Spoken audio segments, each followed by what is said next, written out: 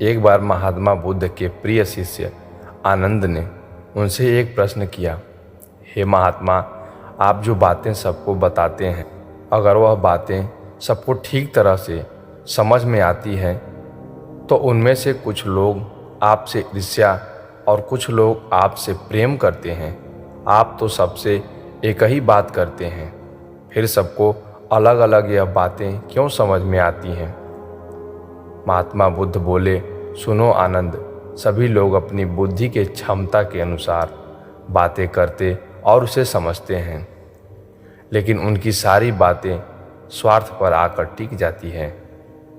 मैं जो भी कहता हूँ उस बातों को सभी लोग अपने हित में करने की कोशिश करते हैं, और यदि वह बात उनके हित में नहीं होती है तो वह मेरा विरोध करते हैं, और वही बात अगर उनके हित में है तो वह मुझसे प्रेम करते हैं।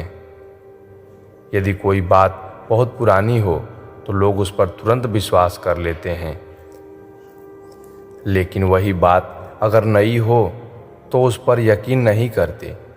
बुद्ध की इन बातों को सुनकर आनंद ने फिर से प्रश्न किया, तो इनमें से कौन सही है, जो पुरानी बातों का समर्थन करते हैं वह, या जो नई बातों का समर्थन करते हैं वह?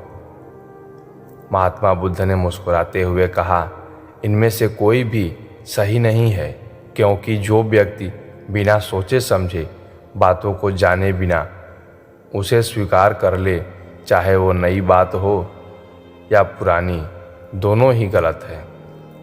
इस पर आनंद ने कहा, हे महात्मा, मैं भी तो आपकी सभी बातों का समर्थन करता हूँ, इसका मतलब मैं भी सही राह पर नहीं हूँ।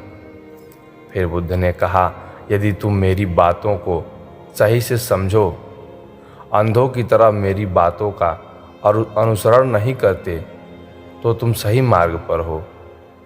जरूरी यह है कि सत्य की खोज की यात्रा चलती रहे।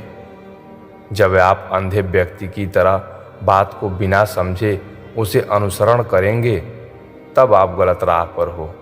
इसलिए पहले बातों को समझें कि वह सही हैं या गलत। आनंद ने कहा, महात्मा, मैं आपकी सभी बातों को अपने सामान्य बुद्धि में आसानी से समझ पाता हूँ, इसलिए मैं आपको सुनता हूँ। लेकिन वहीं दूसरा व्यक्ति जो आपकी बातों का अनुसरण नहीं करता, उसकी सामान्य बुद्धि में आपकी बातें नहीं आती, और यह तो हमेशा ही रहेगा। तो क्या जो व्यक्ति आपकी बातों का अनुसरण नहीं करता वह कभी सही मार्ग पर नहीं आ सकता?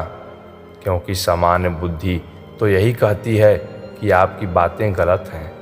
बुद्ध मुस्कुराए और बोले, हे आनंद, मैं चाहता हूँ सभी लोग अंधकार से बाहर आएं, सभी लोगों की बुद्धि का विकास हो, वह कभी जल्दीबाजी में निर्धारित विचारों के अधीन होकर कोई निर्णय न लें।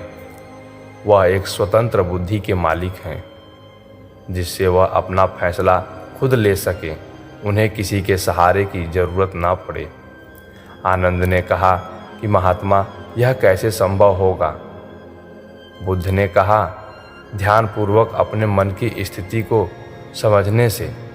जब हम किसी से नफरत करते हैं तब ये देखें कि हमारे भीतर नफरत का भाव कहाँ से हो रहा है, और जब हमें पता चल जाता है तो हमारे अंदर के विचार शांत हो जाते हैं, और तब हम अपनी बुद्धि का सही प्रयोग कर पाते हैं और सही फैसला ले पाते हैं। बुद्ध ने आनंद से पूछा कि आनंद, तुम मुझे बताओ, यदि किसी नदी के पानी में रेत मिला दिया जाए तो क्या तुम उसकी सतह को देख पाओगे?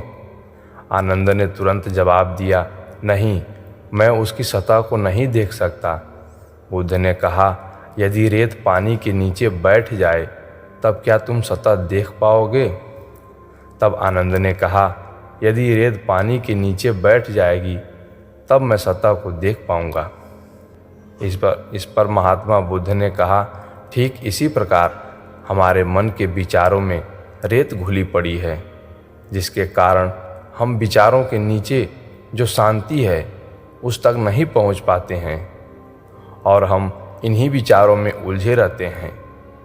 उस समय हम सही निर्णय लेने की स्थिति में नहीं होते और हमारे सारे निर्णय हमारे विचारों से प्रभावित हो जाते हैं। जैसे क्रोध आने पर हम किसी के साथ अन्याय कर सकते हैं, लेकिन वहीं दूसरी दशा में मोह आने पर दोषी भी हमें बेकसूर लगता है।